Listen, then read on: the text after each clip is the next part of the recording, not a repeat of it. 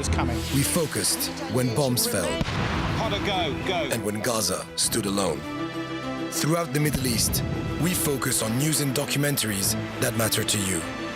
Al Jazeera, television that truly inspires.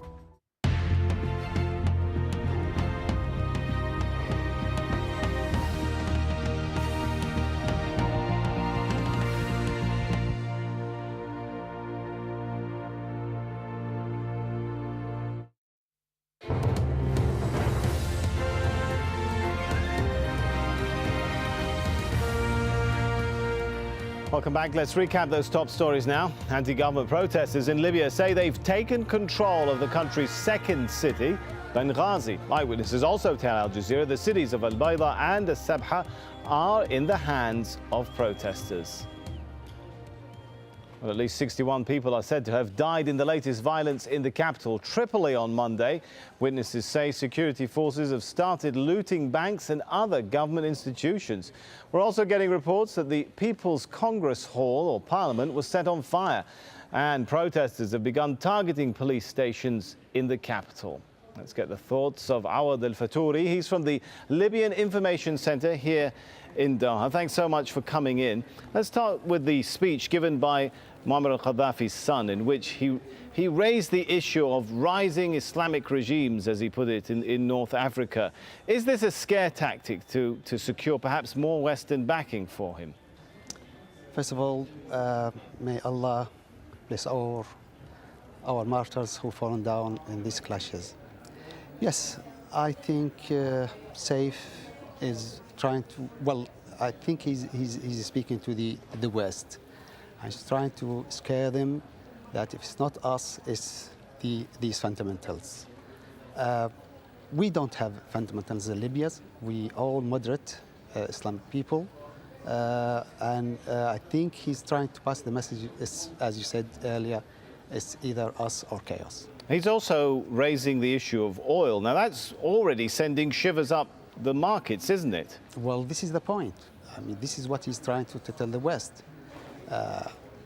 Either us or you'll have your supplies of oil cut off or even shortened. And he's trying to ask for the help, even by turning blind eyes on what's going on in Libya. The guy now, at the moment, they could do with any help. They know their time is over. All right, we're hearing reports that security forces are looting banks. Are these units that are rebelling against Gaddafi, or are these units which are working to this sort of plan to create chaos and convince people that it's either the Gaddafis or it's chaos? How do you read the situation? Well, so far, the people proven that they are not looters. They keep security as high as possible, and this been even proven before in Egypt. I think this is to tell the people, yes, it's not a revolution. It's looters, as he said it in his speech. They are junkies. They are drug takers. They're nothing to do with political causes at all. So he's using this to prove his point. We've heard that cities in the east are in the hands of protesters. What are the options that are left for Gaddafi at this point? I don't think he has any options now. But his son has said he's not going to back down. He'll fight to the last man. Well, he has no option again here. I mean, the guy they have to fight if they want to survive. But as I told you, their time is over. The game is over for them. The people, we have come to the point of no return. All right, we'll leave it there. It's always good to get your thoughts. Thanks so much, Mr. Awad. Thank you for coming in. Thank you. Concerns that protests could disrupt the flow of oil has sent Brent crude to a 2.5-year high. It's now trading almost $2 higher at 104.60 cents a barrel. Saadullah Fathi is an oil expert based in Dubai. He says the price could go higher if the uprising continues. Well, I think it's very significant. We have to remember that most of the oil fields and oil installations and oil terminals are all in the eastern region, close to the Benghazi, where the revolution is at its highest. And so therefore, it is likely that they have already stopped shipments of oil and oil products there, especially that there has been an open threat to do so. Libya is exporting about 1.25 million barrels a day. And for a short while, this will not so much affect consumers, because everybody is certain that they have a minimum of stocks to last them for some time. And the stocks are already high in the consuming countries. So I do not expect that prices will go up much further unless the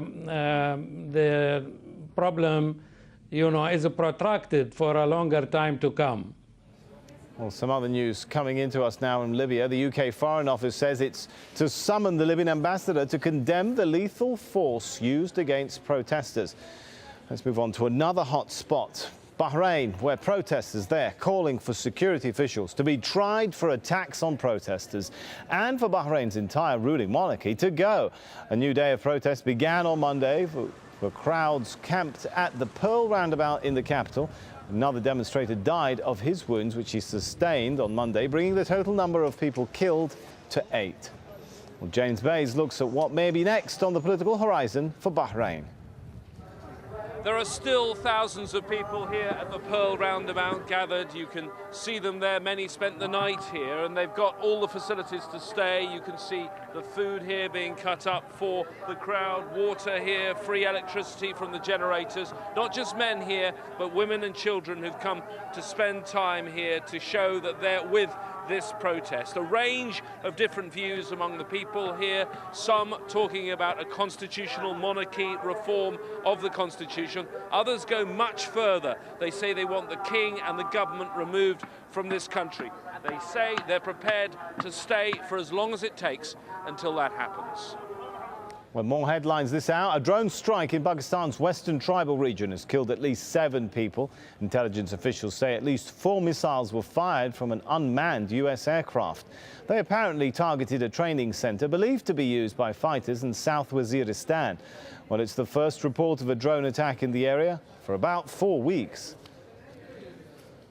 A suicide blast in Afghanistan's Kunduz province has killed at least 26 people and wounded 36 others.